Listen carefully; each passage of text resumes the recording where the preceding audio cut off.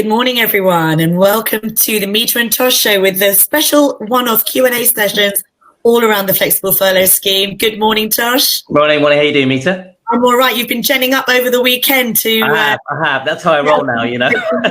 Just preparing for webinars. I tell you what, I mean, it's as clear as mud for me. So I'm glad you're in here with us. Yeah, it'll be fine. I think by the time we've gone through all the different things, I've got my little notebook here, which I'm going to go through with you all. And whatever you don't pick up, we're going to be sending out a number of useful links for our viewers to go through that will really help them through this whole process anyway as well. So we got that as well. Thank you. Appreciate that. So format is going to be, for those of you that have been on with us for the last few weeks, format is about 30 to 40 minutes. There's a chat box to the right.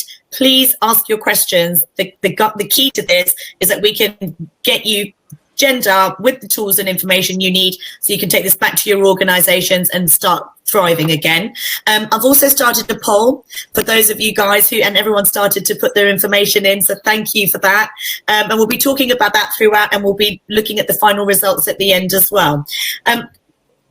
We do this every Thursday usually, and we're always doing areas that are key to what our business community and what businesses need out there right now. It's very much about immediate solutions, and so nothing is more pertinent right now than the FFS, which stands for the Flexi Furlough Scheme, doesn't it, Josh? Nothing else. You're very cheeky putting that in there, I tell you. So where should we start? Well, let me just say what you just said there, just to reiterate that, guys, which is look, please use us.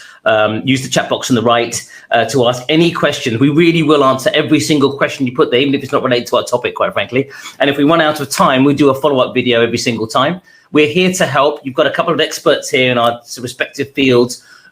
Please, grill us, ask us anything you need to know. And if you haven't got enough time here, don't worry about it. Just contact us separately, either by email or call us outside of this. We genuinely, anybody that's tried and tested that knows this is real. We really are putting the time and effort there to put some good out there for you all that you can use on a practical day-to-day basis. Yeah. And so let's just sum up really quickly what our expertises are, because it's really key that we're both business owners. So not only are we dealing with some of these issues ourselves, but we can also apply it practically and give advice. We're talking to all of our networks, so we're not only seeing what each other is going through, but we understand the business community as a whole and how they are using the tools to help them.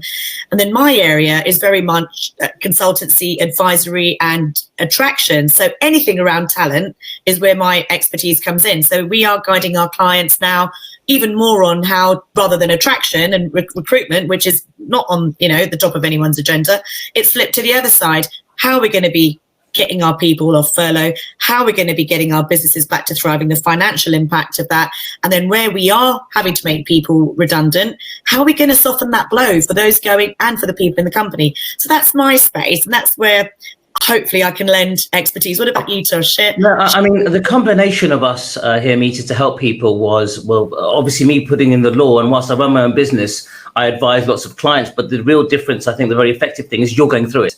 Yeah. And as you're going through it, it's all well and good me speaking about what the law says. And a lot of it's a brand new landscape, untested. We don't know their arguments, their guesses, their best guesses in some of the situations. But actually, when you're going through it, that has a different application or texture to the advice that's being given. So I think the combination, we kind of anchor each other for people listening to this from not getting too legal or getting too carried away with the ins and outs of things. We've got that kind of right balance, I think, so that people can apply what they're learning from here to real life time situations.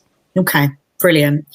So let's talk about how this FFS can help us get our businesses back to thriving. Okay, so there's a few things we need to know, just to get a few ground rules right, which is that from the 1st of July, there's new rules in place, which is this flexible furlough scheme, right? And the flexible furlough scheme means it starts from the 1st of July, which means that the last time that you can furlough somebody for the first time was the 10th of June. And the reason being that was up until that time, it's a minimum period of 3 weeks for the furlough leave period. That will now be completely abolished. And the furlough leave period, there's no minimum period.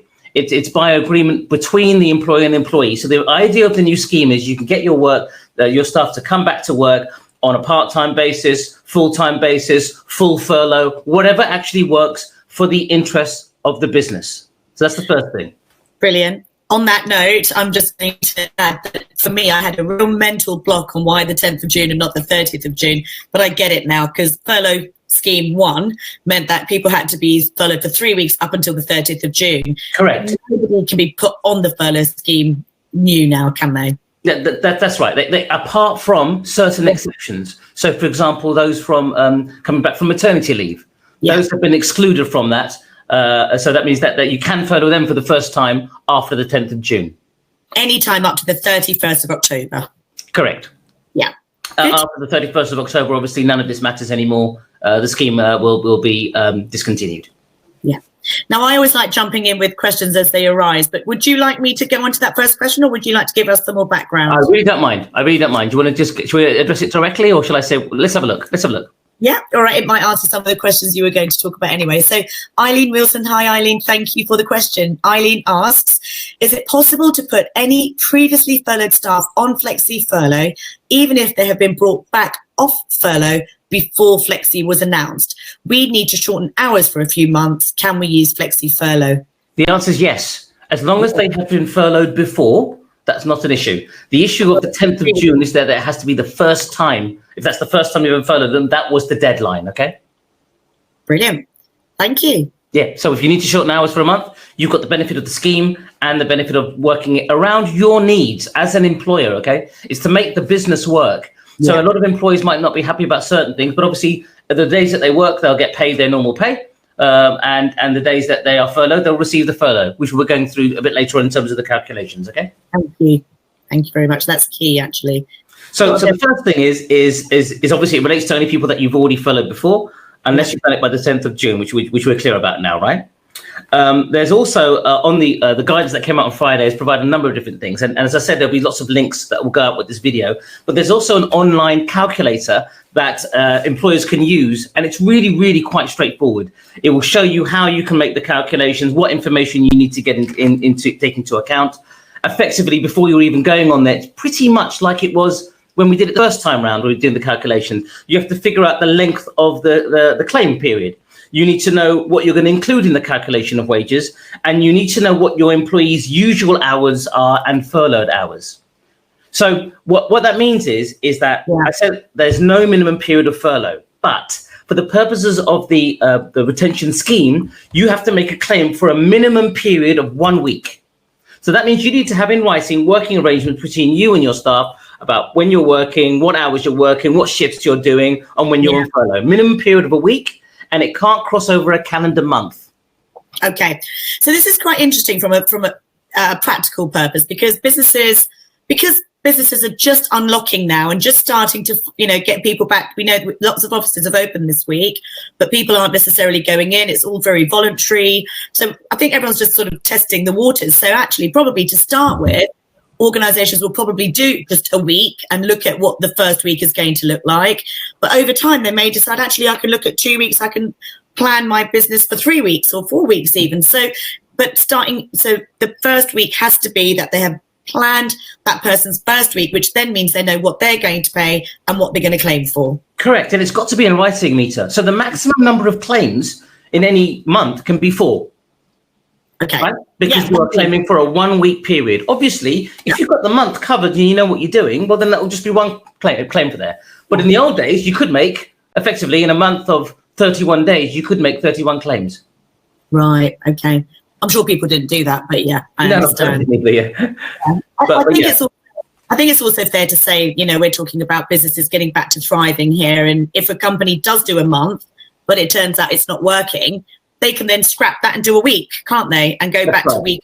That's right. It's practical, and it's really there to help us all as businesses get our people back to work and get. So the 1st of July is the new date for the new scheme. That means for any furlough claims you're making up to the end of June, you have until the 31st of July to make a claim for that period. Yeah. Okay, that's what that scheme is saying. Great. A couple more questions here, Tosh, just whilst we are talking about the period of time. So Sam is asking, now the furlough is flexible, is it possible for an employee for a week to but potentially furlough them for a week or to have them work for a week and then furlough them for 2 weeks as they are due to leave. So there's a few different things in there, but if we're talking about working for a week, being furloughed for 2 weeks, that's possible, isn't it? Absolutely. You know, the rate, I can't stress it enough. The purpose of the flexible furlough is because companies, employers have sort of said, complained about issues that they're trying to deal with. They're trying to get staff to help them, but the current furlough scheme didn't cover that, didn't help them do that. So the arrangements are, Sam, according to what you need for the business, but you just need to make sure that that arrangement is confirmed in writing. Any records you have to confirm furlough leave periods or working periods, you need to keep them for at least 6 years. So that's the requirement. So you can imagine the HMRC are going to be doing quite a lot of investigations over this period of time. They want to make sure you've got the accurate records to verify how you've calculated it, what you've done, and so forth. The scheme also is a reimbursement scheme still, and not just a paying scheme. So that means if you as an employer has already paid your staff, you just reimburse yourself and you will obviously keep that money. If you have not paid your staff, then as soon as that payment is made to you as part of the claim, you can obviously issue that to your staff straight away.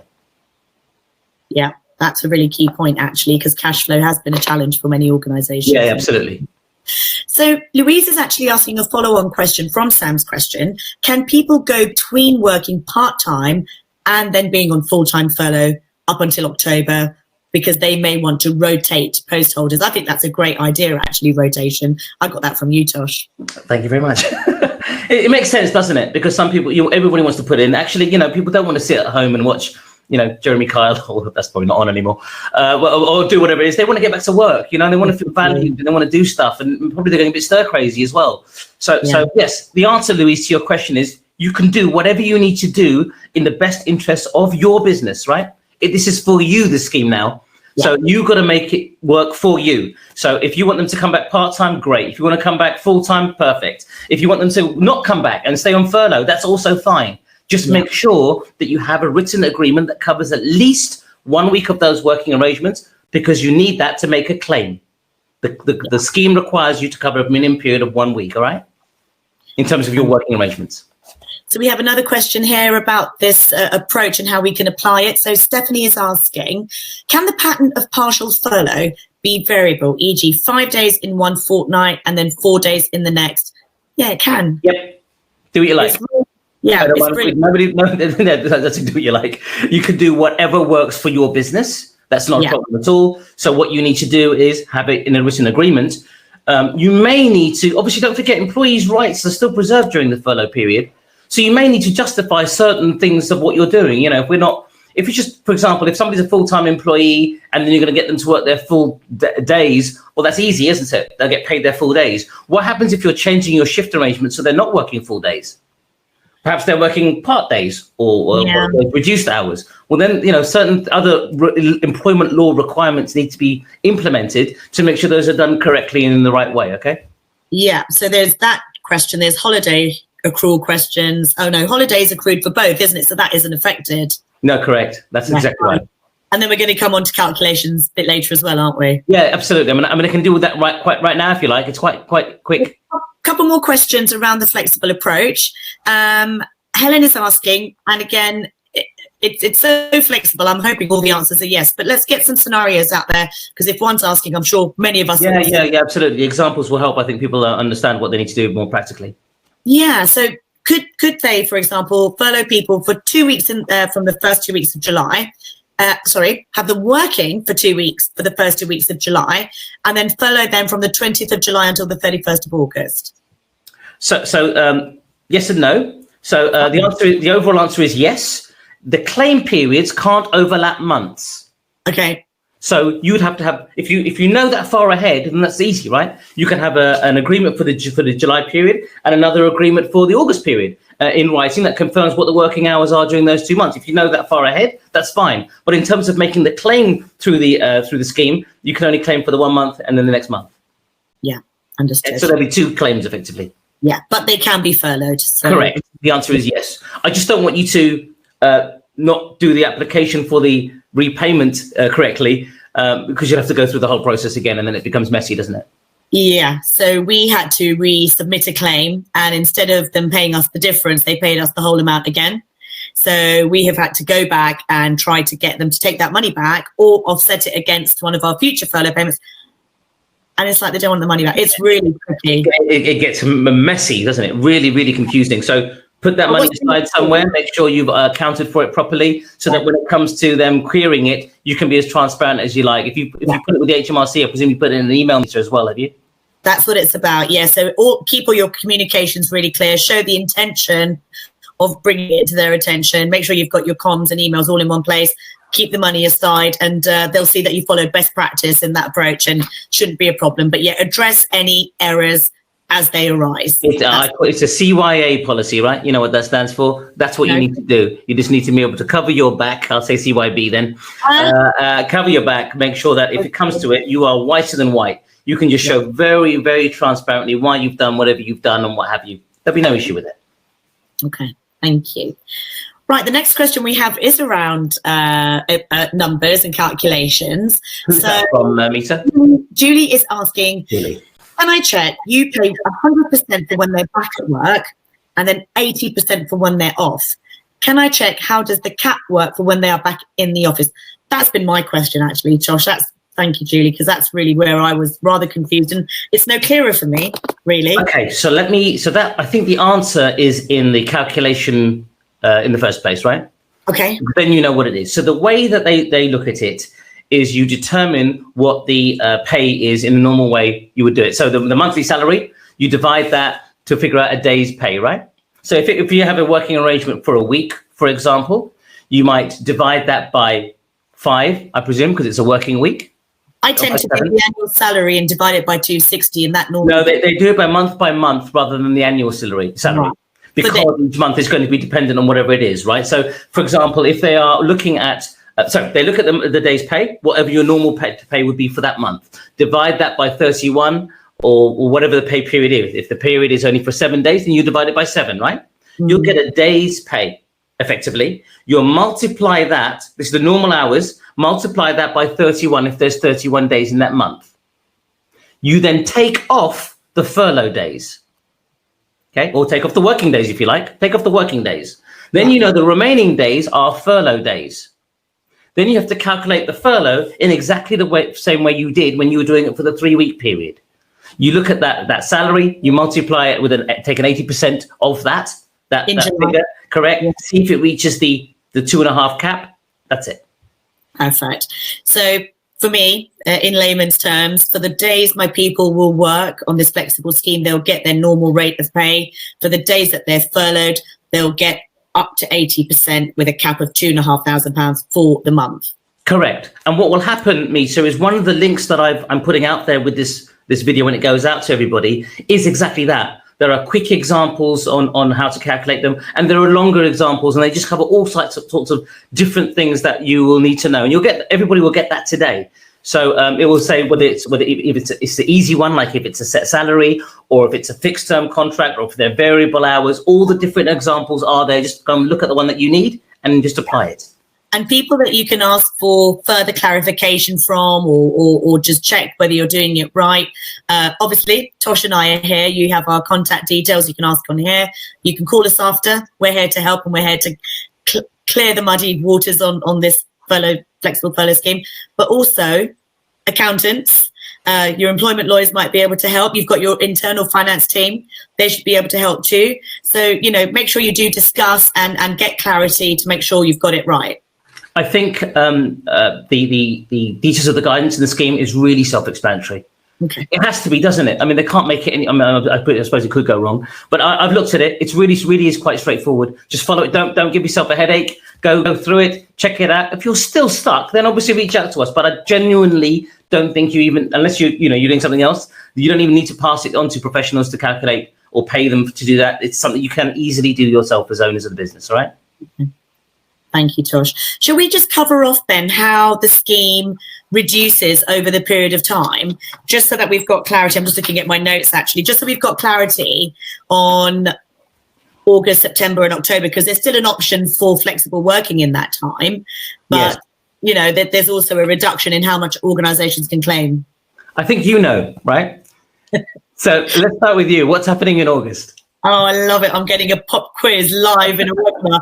Okay, so in August, we are going to have to pay employers NIC and pension contributions. Correct. So everything's all the same until the end of July in terms of 80% rules and so forth. And then in August, employers are paying the NIC contributions and the pension. Yeah. What's happening? In practical terms, so what that could mean in practical terms is that for the furlough days, so we pay normally for the days they work, but on the flexible working days, whatever the government pay, we will have to then top up the employers' NIC and pension. Correct. That's exactly what that means. And then in September, it goes down to 70%. 70% contribution by the company, under the scheme. And employers are required to top up so that employees still receive the 80%. Yeah. So during this scheme, there's no difference to the employee. Okay, the difference is to the employer, which is why we were talking about last week on Thursday. We were talking about companies deciding now they can make decisions now on whether they're going to be potentially looking at redundancies or not, because you know what your additional costs are over this month, next month, and all the way up to October. Don't wait until it's too late and there'll be even more costs that you might have to incur. So you can make plans now to accept or reject a proposal for redundancy, right? Yeah, that's good. So I've got some questions. So, and then October is 60%. So we've got the kind of landscape, and then 31st of October, all gone.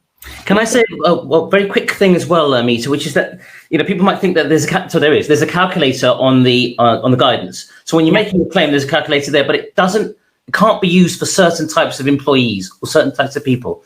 Okay. And there's 6 categories. I just wanted to go through those very quickly, just so you're not wasting your time trying to go through the calculator. It's not supposed to work for that purpose.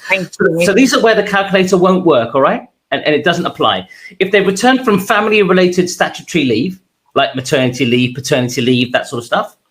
Number 2 is if they get director payments, then the calculator won't be applicable.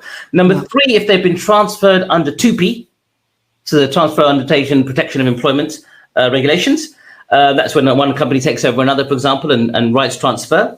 Number 4, have they been employed at separate times throughout the year? I'm not sure what that means exactly, to be honest, but it's just directly from the site. But if they've been employed at separate times, I suppose it will be a different sort of calculation.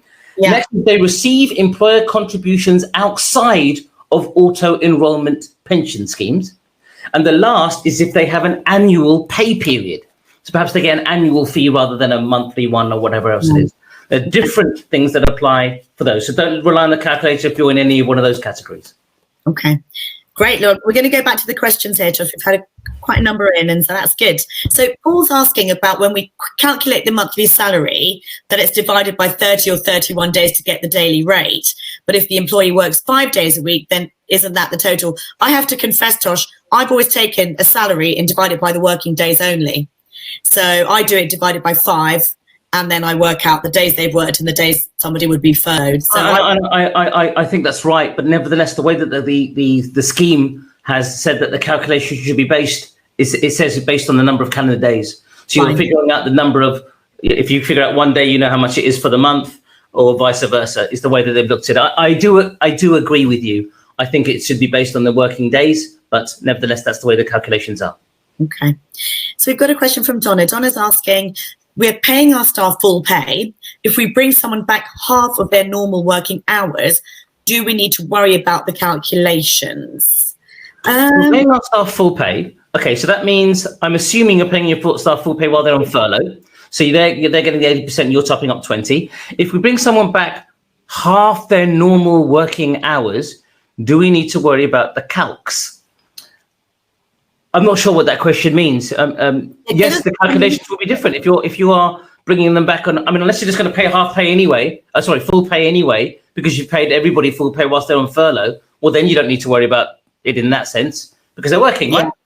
I think what we've got here is the fact that somebody is going to come back and do half the normal hours, and that they're going to be paid half the normal hours. So the way you would calculate that is that they would then get 80% for the other half, up to a maximum of 2,500, but it's actually based on a day. So because I think what this could be is 5 days at half days, Tosh, rather than furlough days and non-furlough days. Got it.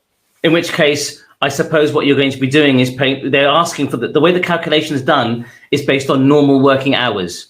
Fine. Okay? So it's based on a full normal working hours, then you take away the furlough period, or the period that they're working on, whatever else it is, and then what's left is furloughed, and that's how it's calculated. Got it. So Donna said they would want to pay full pay. So the way you could then do that is to pay them the furlough element for half of the time and then top it up with the difference. So you calculate paying them normal salary for 50%, and then the other 50%, calculate the furlough amount for that 50% and then top it up. Yes, I think everybody's getting lost into the individual days and the calculations. The way I want you to look at it is take a balcony view. So the guidance provides very clear calculations on how to calculate the normal working day or part of a working day. And then once you've got all those clear full-time hours figured out, then it takes away what actually days they are working and what days they are furloughed. So then it separates it that way. And then as you start to break it down more and more, the calculation will become easier. I know I'm probably not explaining it as well in the detail, but because it's the examples that you need to go through in the guidance, and all the links we're giving you will have all of that information. Yeah. I think what's important is for a business owner to know that if you're dealing with somebody's week or a month, you can look at it in hours as well, not just days. Correct. That's key. Good. Got a question from Victoria here. So Victoria says, so if you get full pay for the days you work, for furlough days, you get 80% of your day rate for those days, e.g. 2 days at full pay if working and 3 days at 80% for the 3 furlough days. Yes. But at a maximum of 2,500 prorated for those 3 days. Correct. Good. There we are. We're getting there. Helen is asking, we work set hours per day, but work a shorter day on a Friday. I'm sorry, Meeta. I just want to go back a bit to make sure I'm getting that right. The cap, so the cap is still based on the full month's pay. Yeah.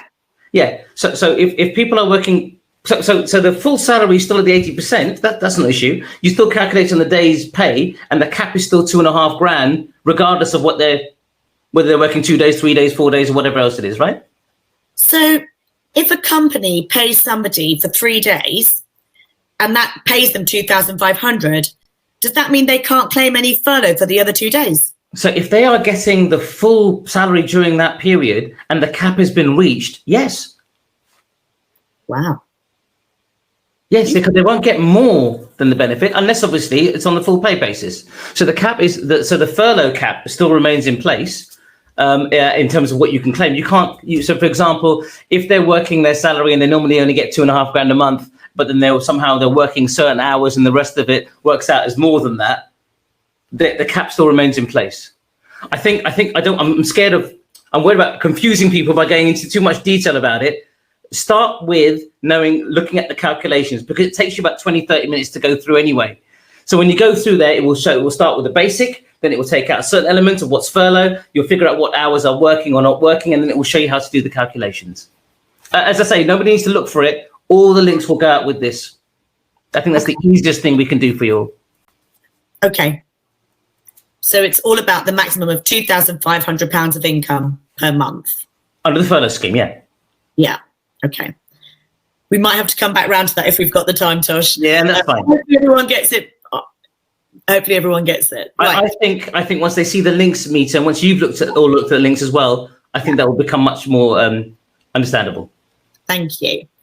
So Helen was asking about the working hours. So we work set hours per day, but shorter days on a Friday. Is it easier to calculate if it's worked out in days? That would be an hours thing, wouldn't it, again? Yeah, I mean, you know what, if they're working full time and then they're working full days, obviously that's going to be an easier calculation. If they're working part days, because the scheme allows you to agree whatever shift patterns work in the interest of the business, then you'll just have to calculate it in accordance with what hours they're actually working, right? Yeah. Okay. The issue will be for those that are paying full pay on furlough, as in 100%, well, I'm presuming that they'll be paying full pay whilst they're working whatever their hours anyway as well. Otherwise, you've got people that are working on a disadvantage to the people that are not working. You're gonna have to explain that again. So if I have to go to work and I'm only getting paid part-time hours now, whereas before I'm not going to work and I'm getting 80% of my full pay for not working, then the people that are working are going to be worse off. Can't work like that. No. Hence why the furlough scheme will make it up. Correct. Yeah. And Eileen is asking, so the new scheme is open to everyone, even staff who have not been previously furloughed. Can they now be put on part-time in the Flexi scheme from the 1st of July? That's a no. No, not unless you have put them on for the first time by the 10th of June. So 5 days ago. We talked about this in the last one. If you've missed that date, you're too late, unless they fall into one of the exempted categories, like if somebody's coming back from maternity. Yeah. Or family friendly rights, so to speak. Okay, thank you, Tosh. So that summed up our questions. Is that everybody? Yeah, that's all the questions. Wow. I'm going to talk about the poll very quickly, because what's so interesting about the business community and the questions we're asking and surveys we're doing is that it really seems to be that a third of organisations are looking to use the flexible furlough scheme, a third are considering redundancy, and then a third are still undecided. And I imagine we'll try to use the flexible furlough scheme because that's really what it's there for, to keep businesses running, to keep people in work, and to try and ride out this difficult time. My advice in the situation, Meeta, is that everybody should be considering redundancy. I don't mean consider making your staff redundant. I mean, just look at what your options are. Just think about, is this something we can do, can't do, should do? Okay, what is the trigger point? Because then you're ready for it rather than it just suddenly hitting you like that. Yeah. That's what I'm suggesting. So everybody should be considering it. That doesn't mean making redundancies. Just consider it. Know what your options are. Yeah, very much. So I did a short video on areas to consider, and I'll send that out with this follow-up recording. So interestingly, if the question we put to everyone today is that if you're considering redundancies, which key area do you want more guidance on?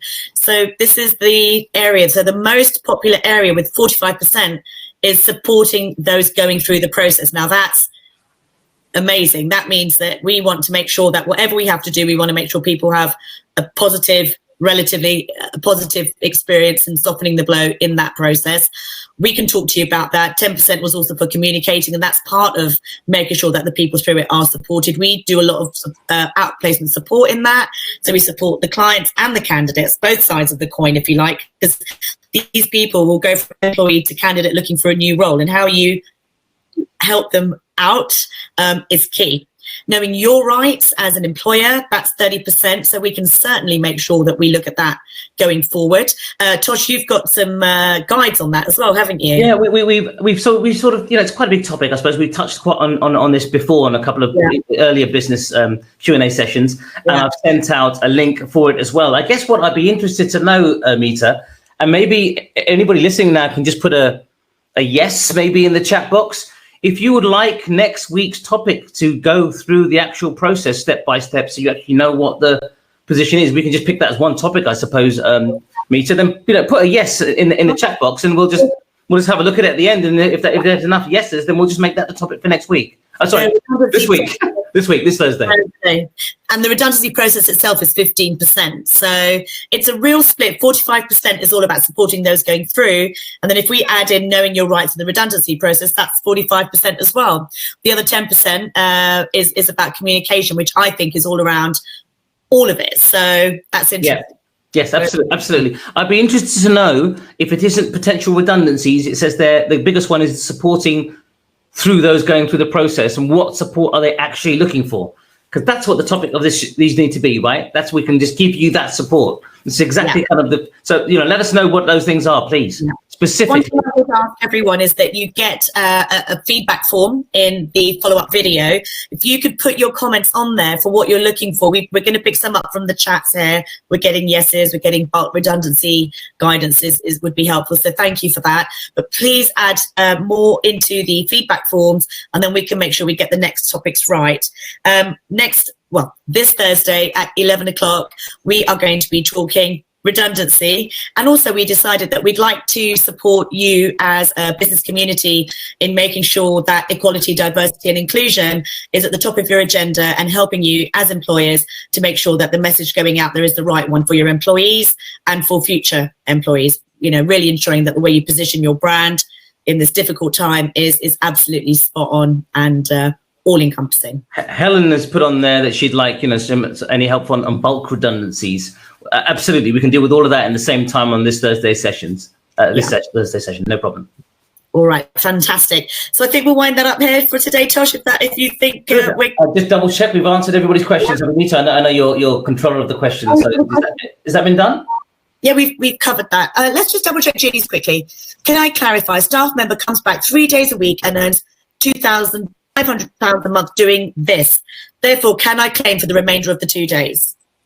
Yes. Oh.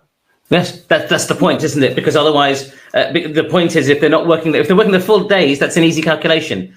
If they're working part of it, you are going to put down the claim periods in your claim, and that's going to include the half days that they're not working. Otherwise, they're just going to be worse off. They might as well just be on furlough and not be working, getting more money. That can't be right. So to clarify, because this is where I was confused earlier, and I understood it a different way. If somebody is working, they work 3 days, they have 2 days on furlough. They will be paid 3 days, maybe 2,500, maybe more than 2,500. But for the 2 furlough days, they can only earn up to 80% of their normal salary prorated for 2 days, provided the cap is 2,500 for 2 days. For the month, correct. Yeah. Correct. Good. You said you weren't sure, and you said it 100% correct. Good. Well, I hope that helps everyone. It's certainly helping me. I'm going to have to scribble down some notes on that. And look at the guidance. All the guidance links will be coming out to you all, so that will help as well. And any more, just give us a shout and we'll be happy to help. Absolutely. Otherwise, we will see you on Thursday at 11 o'clock. And the topic's going to be around redundancies, so we can get those things dealt with for you as well, and helping you through the process, right? Yeah, and the equality, diversity and inclusion, which I want to do a little refresher on for everyone because it's so topical and important right now. Lovely. Thank you all. Thank you, Tosh. Thank you, guys. Thanks, everybody, for watching. See you next time. See you on Thursday.